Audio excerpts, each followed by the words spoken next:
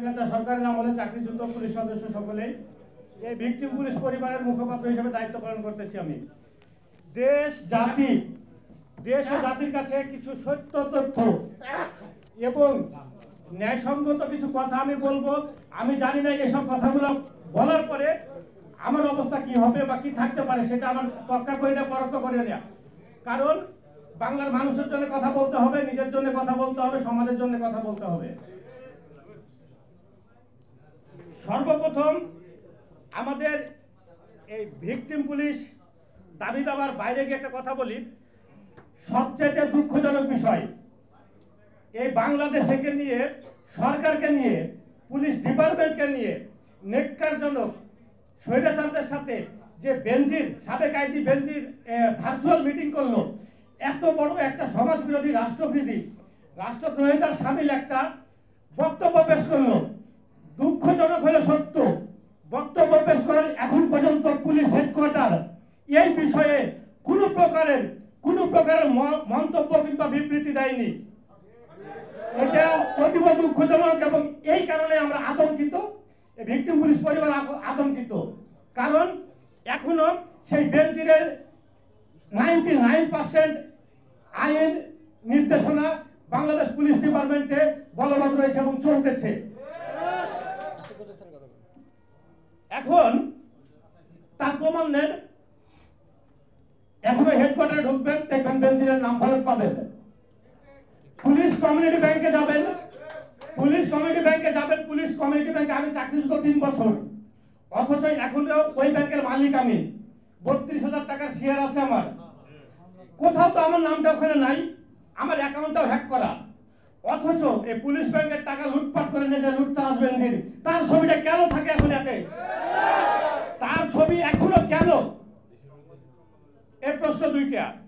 এখন আমাদের মূল পয়েন্টে আসি, সেটা হচ্ছে যে আমাদেরকে সম্পূর্ণভাবে বেআইনি, অবৈধভাবে চাকরিচ্যুত করা হয়েছিল। বেআইনিভাবে চাকরিচ্যুত হয়ে আমরা বর্তমানে জুলাই বিপ্লবের পরে আমরা আইনগতভাবে, বৈধভাবে আমরা চাকরিতে পূর্ণবহালের দাবি জানাইছিলাম। আমার কথাটা বুঝবেন আগে, আমরা বেআইনিভাবে আমাকে চাকরিচ্যুত করা হয়েছে, কিন্তু আমরা এখন যখন সময় পেয়েছি, সুযোগ পাইছি, আমরা আইনের বলে চাকরিতে যোগদানের আমরা আবেদন করেছিলাম, দাবি করেছিলাম। কিন্তু আইনের অবমাননা করে, অপব্যাখ্যা করে পুলিশ হেডকোয়ার্টার কি বুঝাতে চাচ্ছে আমি জানি না। আমরাও তো আইনের লোক।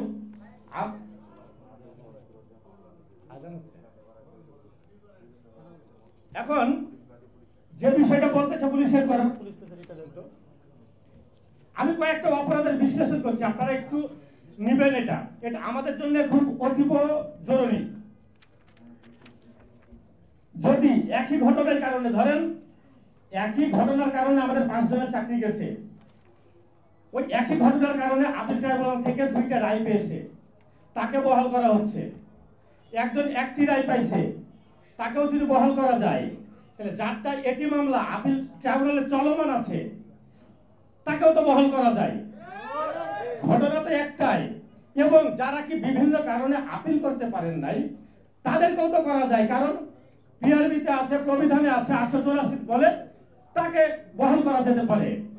একই ঘটনার কারণে এই ভিন্ন ভিন্ন মত, এই যে আইনের অপব্যাখ্যাগুলা পুলিশ হেডকোয়ার্টার করছে, এটার জন্য আমি তীব্র নিন্দা এবং প্রতিবাদ জানাচ্ছি। কারণ আইনের অপব্যাখ্যা করে আসলে এই জনগণের কাছে কি বোঝাতে চাচ্ছে আমি জানি না।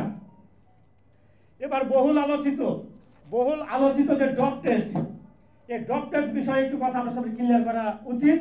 দেশ এবং জাতিকে এটা 1 নম্বরে জানানো উচিত আপনাদের মাধ্যমে। ড্রপ টেস্ট কেন করা হয়েছিল, ড্রপ টেস্ট প্রচলনটা কি, এটা আপনাদের আগে জানতে হবে। এই সাবেক আইজিপি বেনজিরের একক আধিপত্যে মাদক ব্যবসায়ীকে লালন পালনের জন্য, মাদক ব্যবসায়ীকে অবাধে ব্যবসা করতে দেওয়ার জন্য এই পুলিশ ডিপার্টমেন্টের ড্রপ টেস্টটা প্রচলিত হয়েছিল। তার প্রমাণ আমি দিচ্ছি কিছু, আমার কথাতে বুঝতে পারবেন। ড্রপ টেস্ট শুধু করা হয় কনস্টেবল থেকে সাব ইন্সপেক্টর, যারা মাঠ পর্যায়ে কাজ করে। এখন দেখেন, আমরা 5 জনকে ড্রপ টেস্ট করা হলো, 5 জনের ভিতরে 5 জনই ধরেন পজিটিভ। এবং দুইজনকে দেখা যাচ্ছে দুইজনের মাদক ব্যবসায়ীর সাথে খুব ভালো সম্পর্ক, মাদক ব্যবসায়ীর সাথে খুব ভালো সম্পর্ক, মাদক ব্যবসায়ীকে লালন পালন করে, লালন পালন করার পরে এবং সেই আইজিপির পকেট ভরায় তাকে মানবিক কারণে চাকরিচ্যুত করা হয়। ও বাকি তিনজন যারা আছে তারা হচ্ছে মাদক উদ্ধারের শ্রেষ্ঠ অফিসার, লিস্টেড, বাংলাদেশের লিস্টেড শীর্ষ মাদক ব্যবসায়ীকে গ্রেপ্তার করেছেন। এই তিনজনকে করলো চাকরিচ্যুত মাদক সেবনের দায়ে, বাকি দুজনকে করে দিল মানবিক কারণে বদলি এবং প্রমোশন, কারণ তারা মাদক ব্যবসায়ীকে সাশ্রয় প্রশ্রয় দেয়, তাদের লালন পালন করে। এই জন্য আমি জোর গলায় বলতে পারি আরো কারণ হচ্ছে যে সকল মাদক যেগুলো আমরা রিকভারি করেছিলাম, মাদক মামলাদেশি বাদী আমরা, সাক্ষী আমরা, সেগুলা কিন্তু কোর্টে আইন পরিচালিত হতে যেয়ে আমরা কিন্তু এখন বাধাগ্রস্ত বিব্রত। আমাদের চাকরিচ্যুত করা হয়েছে জব টেস্টে, ওখানে আমরা কথা বলতে পারি না। মাদক ব্যবসায়ীরা খালাস হচ্ছে, বাংলাদেশ থেকে মুখে মাদক উদ্ধার করবেন, বলবেন যে মাদক মুক্ত বাংলাদেশ চাই, আর বাংলাদেশ পুলিশকে দিয়ে লালন পালন করাবেন। আমি মনে করি বাংলাদেশের সর্বোচ্চ মাদকের আদারদাতা এর লালন পালনকারী বেনজির। আমি এর আগেও বলেছি এই বেনজির বোর্ড ক্লাবের সভাপতি হয় কেমনে? ওই বোর্ড ক্লাবে কি জমজমের পানি চলে? চলে না। এই ড্রপ টেস্টটা আমি বলি, ড্রপ টেস্ট করার পরে ড্রপ টেস্ট করে আইন নাই, কোন ক্ষমতা বলে ড্রপ টেস্ট করে আমাকে চাকরিচ্যুত করা হবে? ড্রপ টেস্টের আরেকটা গোপন তথ্য বলি আপনাদের, পুলিশ রাজারবাগের সরকার অনুমোদিত আইনগত বৈধতা রাজারবাগ পুলিশ হাসপাতালে ছিল না, ছিল যে কটা হাসপাতালে রাজারবাগে পজিটিভ হয়েছে। সরকার যেটাতে বৈধতা দিয়েছে যেসব হাসপাতালগুলোকে বাইরের, ওই বৈধ হাসপাতালের রিপোর্ট নেগেটিভ, অথচ বেনজির অবৈধ হাসপাতালের রিপোর্টকে পজিটিভ করে বৈধ হাসপাতালের রিপোর্টগুলোকে অবৈধ করছে। তাহলে এখানে বেনজিরের অবশ্যই একক আধিপত্য ছিল পুলিশ ডিপার্টমেন্টে। এখন এই বিশেষ অফিসার যারা আছে তাদেরও কিন্তু আমরা বডিগার্ড ছিলাম, গানম্যান ছিলাম, বাসাতে ছিলাম।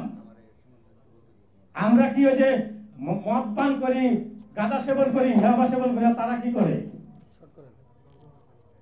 তারা কি করে এটা আমার জানা নাই। আপনাদের মাধ্যমে প্রশ্ন থাকলো, একক এই বাংলাদেশ পুলিশ ডিপার্টমেন্টটাকে নষ্ট করছে এই বেনজির হারুনের মতো লোকেরা। এখন বিসিএস তো ড্রপ টেস্ট নাই, বলেন এটা কেন নাই? আমি বললাম তো ড্রপ টেস্ট একমাত্র ফাঁদ।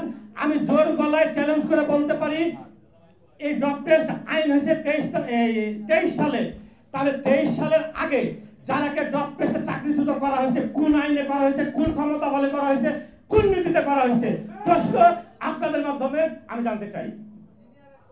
এখন এবং হাসপাতাল তো বৈধতাই ছিল না।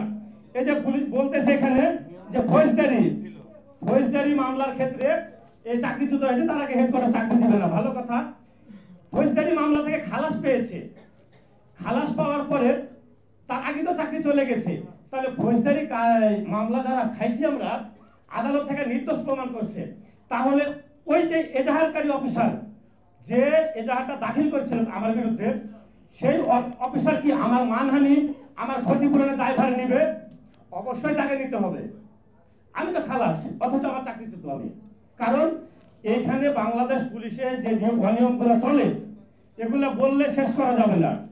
আরেকটা কথা আমি বলি, এই যে বহু প্রচলিত বলে ভুয়া মুক্তিযোদ্ধা, ভুয়া ঠিকানা, ভুয়া কাগজনামা, এই দেখে চাকরি গেছে।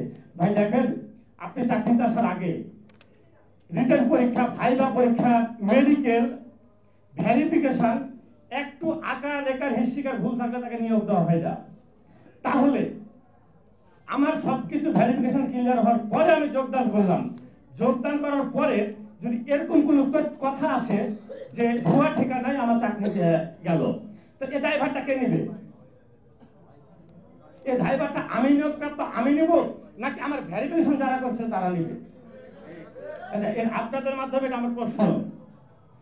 আরেকটা প্রশ্ন হচ্ছে, বাংলাদেশ সংবিধান, মানবাধিকার, বাংলাদেশের প্রচলিত আইন, এগুলাকে বাংলাদেশের পুলিশ অফিসাররা কখনো তোয়াক্কা করে না। তোয়াক্কা না করে এগুলোর সাথে সাংঘর্ষিক আইন তারা নিজেরাই তৈরি করে। যেমন জানেন ফৌজদারি মামলার ক্ষেত্রে 18 সালে আইন তৈরি করা হয়েছে। ড্রপ টেস্ট, যখন দেখা যাচ্ছে ড্রপ টেস্টে বেশি বিতর্কিত হতে যাচ্ছে, তখন 2023 সালে ড্রপ টেস্টে আইন করা হলো। তাহলে ড্রপ টেস্টে যারা 2023 সালের আগে চাকরিচ্যুত, তাদের এই দায়ভারটা কে নেবে আপনাদের মাধ্যমে জানতে চাই।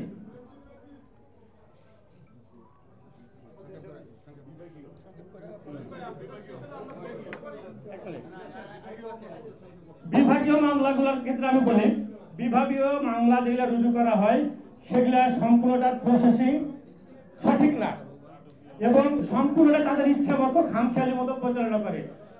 আত্মপক্ষ সমর্থনের কোনো সুযোগ নাই, আমার সাক্ষীকে জেরা করার কোনো সুযোগ নাই। কাগজ কলমে দেখবেন ঠিকই আছে, আরে বাবা আমার চাকরি চলে যাচ্ছে, আমি ওখানে সাক্ষীকে জেরা করবো না, দেখবেন লেখা আছে জেরা নাই, আমার নিচে সই। এখন একটা অসদাচরণের বিষয়ে একটা কথা বলি। অসদাচরণ যেটাকে বোঝায়, কিছু হলে বিভাগীয় মামলা বলে অসদাচরণ, আপনি পুলিশ ডিপার্টমেন্টের ভাবমূর্তি নষ্ট করেছেন।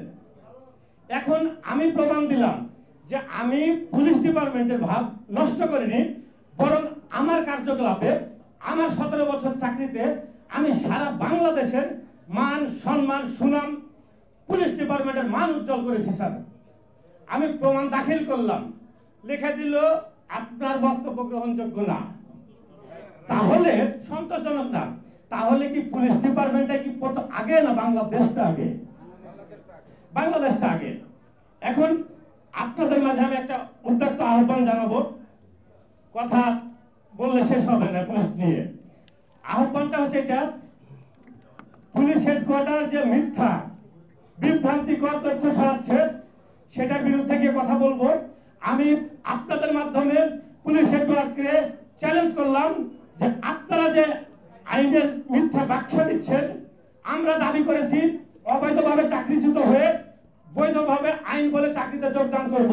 আপনাদের যদি সাহস থাকে, আইনের ব্যাখ্যা থাকে, আমরা মিডিয়ার মাধ্যমে আপনাদের সাথে সরাসরি বসে যুক্তি তর্কে যাব। আমরা যদি আইন বলে চাকরি পাই, চাকরিতে আমরা যোগদান করব, আর আইনের বাইরে যদি না পাই তাহলে আমরা যোগদান করব না। আমার প্রশ্নটা বুঝেন, আমি আবারও বলতেছি, এই সংবাদ সম্মেলনের ভাই আমি শেষ করবো, এই সংবাদ সম্মেলনের মূল দাবি যেটা আমি সেটা বলতেছি, সেটা হচ্ছে আপনাদের মাধ্যমে পুলিশ হেডকোয়ার্টারকে উদ্যোক্ত আহ্বান জানাবো যে ওই যে বহলের কথা বলছে 1522 যে সকল আইনের কারণে আমাদের নিবে না বলছে, তাহলে এই আইনগুলা কি পুলিশ হেডকোয়ার্টার অবৈধ ঘোষণা করার ক্ষমতা আছে? তাহলে শুধু আইন বলে, আইনের কথা বলে আইনের অপব্যবহার কেন করছে? আমাদের প্রত্যেকটা ফাইল পুলিশ হেডকোয়ার্টারে জমা আছে। আমরা আহ্বান জানাই পুলিশ হেডকোয়ার্টারকে, আমাদের চাকরিতে পূর্ণ বহলের যে প্রক্রিয়াটা চলছে সেইটাতে আমরাকে আপনাদের সাথে বসতে চাই।